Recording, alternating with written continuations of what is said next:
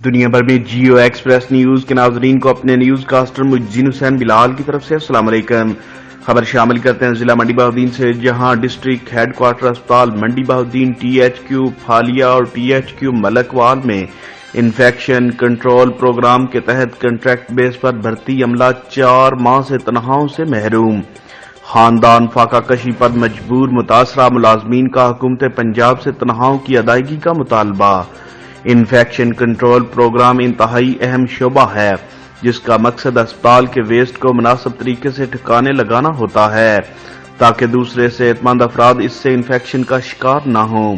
اس شعبے کے ساتھ منسلک عملے کا کہنا تھا کہ ہم نے کرونا وائرس کی وبا میں بھی پی بیز کے بغیر اپنی صحت داؤ پر لگا کر انتہائی خطرناک کام سر انجام دیا ہے، مگر بدقسمتی سے ہم ہائی رسک پر کام کرنے والے ملازمین عرصہ 4 ماہ سے اپنی تنخواہوں سے محروم ہیں، جس کی وجہ سے یہ ملازمین گھروں میں فاقہ کشی کی نوبت آنے پر احتجاج کرنے پر مجبور ہیں۔